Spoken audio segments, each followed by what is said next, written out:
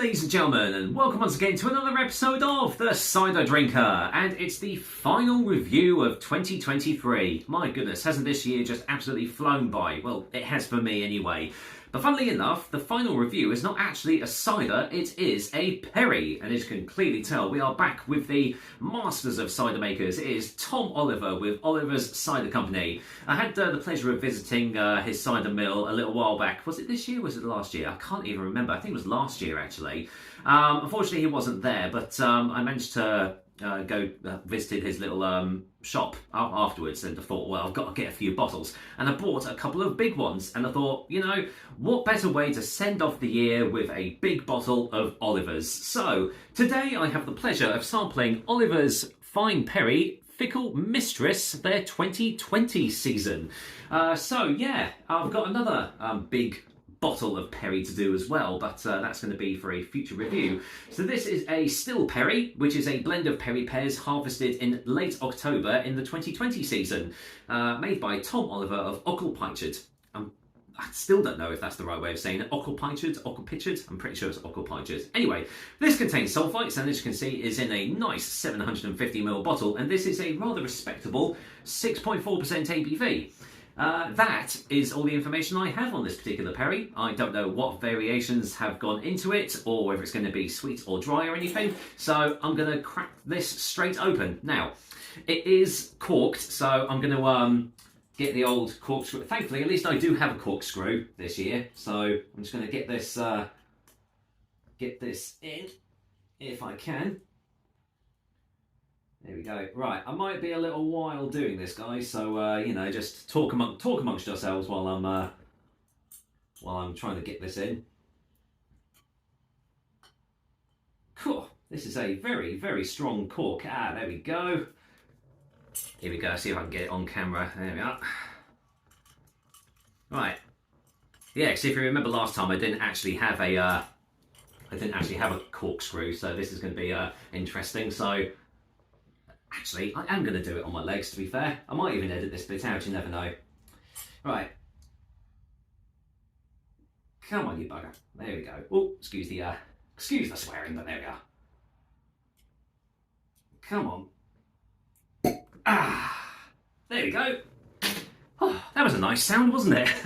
So I hope you enjoyed that little fumble around. So there we are. Yeah, cork is out, so... Ooh, that does smell rather nice. I mean, wouldn't expect much less from Tom Oliver, but there we go. So let's get this poured out into the glass. There we go, that'll do. I'm going to share this with my wife later on as well. So yeah, there we go. What better way to see this out? So yeah, let's go in for the colour, and that is a really lovely colour. It's quite light for a perry. That's light. What I'm talking about, it's dark.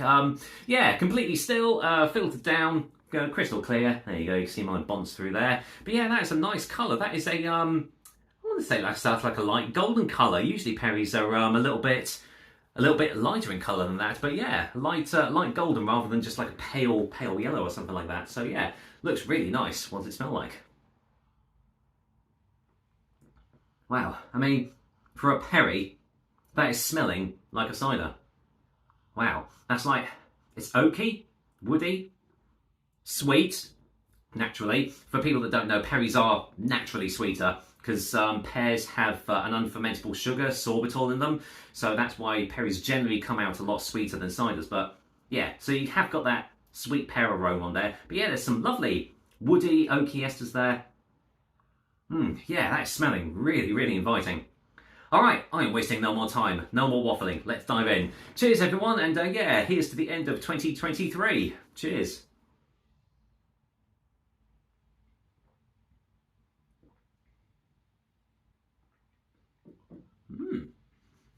Wow, that's actually a lot drier than I thought it was going to.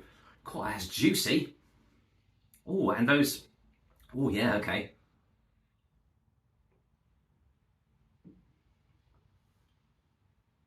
Okay, wow.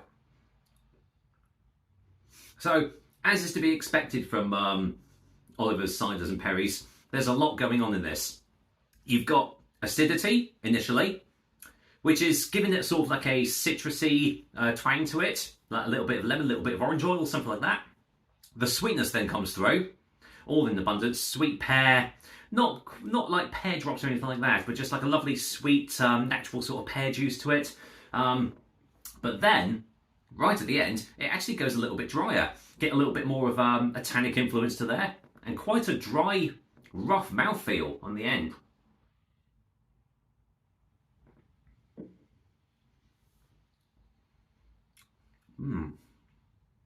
That is really Moorish.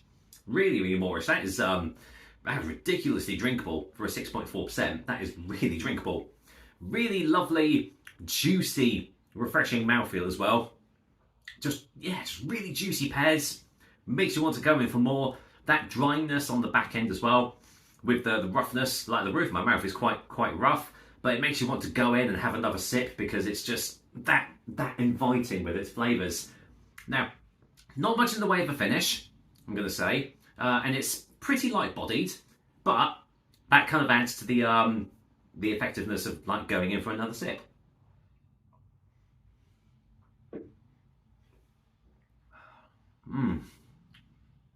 Oh yeah, that is really, really nice.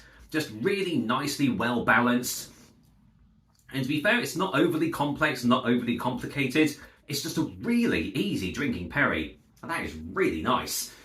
Yeah, I can see my wife liking this one. She is a little bit finicky with her like enjoyment in ciders and everything. No, she doesn't like them too dry, too rough or anything. But this is definitely one that's going to appease her for sure. So let's go for a final taste before a final verdict.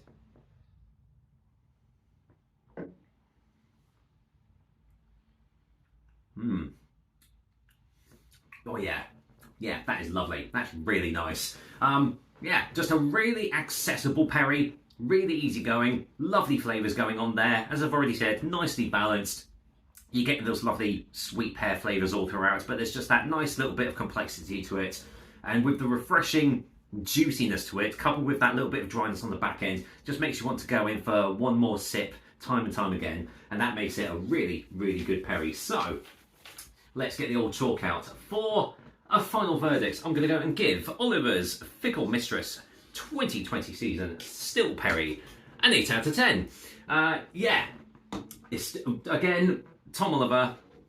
Just yeah, what he doesn't know about making cider and perry isn't really worth knowing about. So yeah, if you ever have the pleasure of visiting Oliver's cider company, or if you're ever around the area, do yourself a favour and get in there because. It's a great place, and he just makes some absolutely fantastic drinks, and this is most certainly no exception. I'm going to imagine that this one isn't available now, but as it's a particular season, watch out for this next year. You never know, there could be a 2021 or 2022 season coming out, because I know sometimes they age.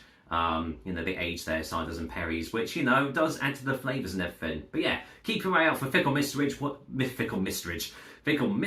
whatever year it might be, because it is an absolute corker. And with that, that is the last review for 2023. I hope you guys have enjoyed my reviews over the year, and do not worry, there's going to be plenty more in 2024. That rhymed, didn't it? So, with that said, I hope you enjoyed it, and I will be back with another delicious and tasty cider very, very soon. But until then, I'm going to go and enjoy the rest of this Fickle Mistress with the wife and see you in the new year with that. So, whatever you're doing, I hope you do as well. I hope you have a really cracking start to 2024, and I'll see you on the other side. Cheers.